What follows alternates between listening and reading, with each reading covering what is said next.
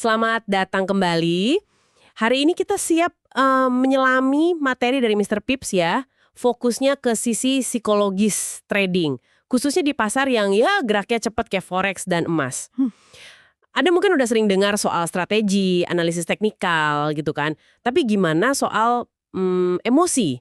Kayak adrenalin, terus keserakahan atau greed yang sering banget muncul. Iya, bener banget. Nah, sumber ini ngungkap gimana dua hal ini bisa jadi pendorong, tapi sekaligus jebakan juga buat trader. Betul. Ini aspek krusial tapi sering agak diabaikan gitu ya. Misi kita kali ini, kita coba pahami tekanan ini, terus lihat solusi praktisnya dari sumber ini. Oke, mari kita bedah bareng. Rasa puasnya bisa berlebihan. Nah itu bisa cepet banget ngaburin logika. Rencana trading yang udah disusun mateng bisa buyar gitu aja. Tepat, sumber itu malah bikin analogi ya. Iya, lonjakan adrenalin ini katanya mirip kayak yang dirasain atlet pas mau tanding.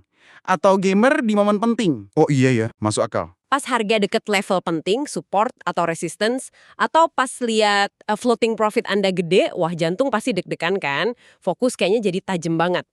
Tapi, nah justru di situ bahayanya. Adrenalin ini bisa jadi pemicu tindakan impulsif yang ngerusak. Dan impulsif di sini tuh bukan cuma sekedar masuk pasar tanpa mikir ya. Sumber ini ngasih contoh lebih rinci. Gimana tuh contohnya?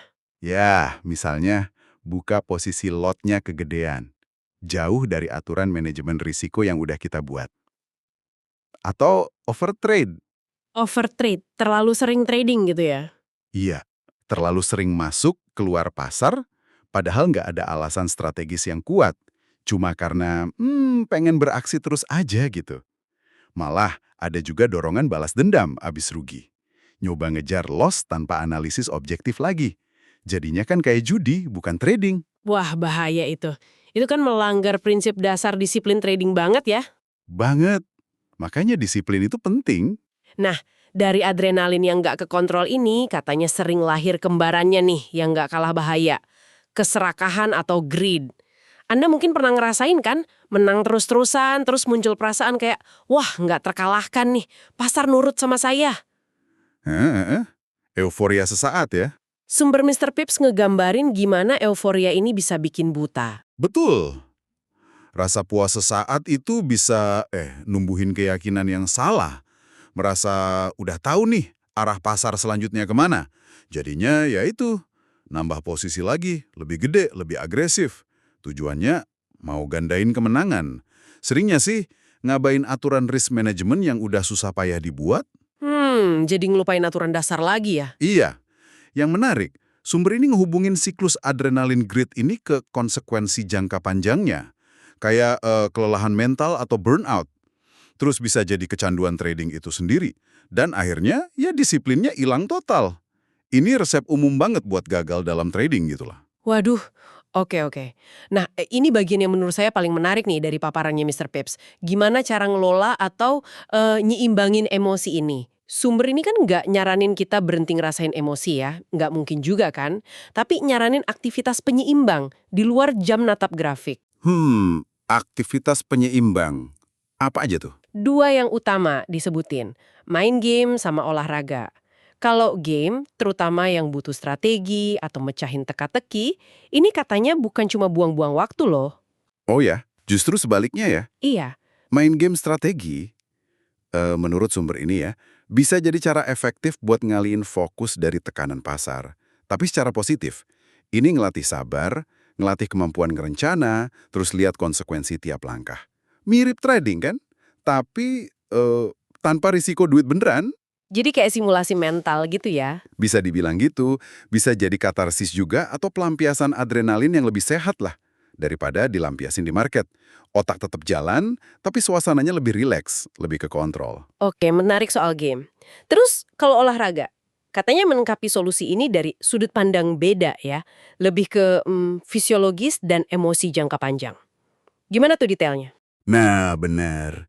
Sumber Mr. Pips ini nyorotin gimana aktivitas fisik, kayak lari, angkat beban, atau mungkin yoga gitu, itu secara ilmiah emang bisa nurunin kadar hormon stres. Kortisol misalnya. Oh, jadi ada efek langsung ke hormon ya? Iya, ada. Ini langsung bantu nyimbangin lonjakan adrenalin yang mungkin Anda rasain pas lagi tegang trading. Terus lagi, olahraga kan micu endorfin tuh. Hormon bahagia itu ya? Bikin mood bagus, perasaan lebih positif. Penting banget buat jaga kejernihan mental.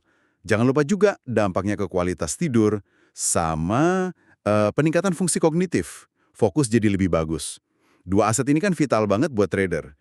Dan sering keganggu justru karena stres atau siklus trading yang nggak sehat itu tadi. Oke, jadi jelas banget ya benang merahnya. Apa nih kesimpulan utama yang bisa Anda tarik dari obrolan kita berdasarkan sumber Mr. Pips ini? Intinya jelas sih, sukses trading jangka panjang itu bukan melulu soal indikator canggih atau analisis pasar yang super akurat ya kan? Bukan cuma itu, kemampuan ngelola diri, terutama ngelola emosi yang naik turun itu, terus jaga keseimbangan hidup di luar trading, itu perannya sama pentingnya. Bahkan mungkin ya lebih krusial. Setuju banget. Jadi aktivitas kayak main game strategi atau rutin olahraga itu bukan lagi sekedar hobi iseng, tapi bisa jadi bagian penting dari strategi manajemen diri trader yang serius. Betul sekali. Dan ini mungkin bawa kita ke sebuah refleksi penting ya buat Anda para pendengar. Sumber ini kan kasih contoh game dan olahraga. Tapi pertanyaannya mungkin gini, strategi personal apa lagi sih yang bisa Anda kembangin? Secara sadar, secara terencana gitu. Buat ngelola pasang surut emosi yang ya pasti adalah dalam aktivitas berisiko tinggi kayak trading ini. Atau bahkan di aspek kehidupan Anda yang lain yang juga butuh ketahanan mental. Pertanyaan bagus tuh. Iya, sesuatu buat Anda pikirkan lebih lanjut mungkin, untuk dieksplorasi sendiri.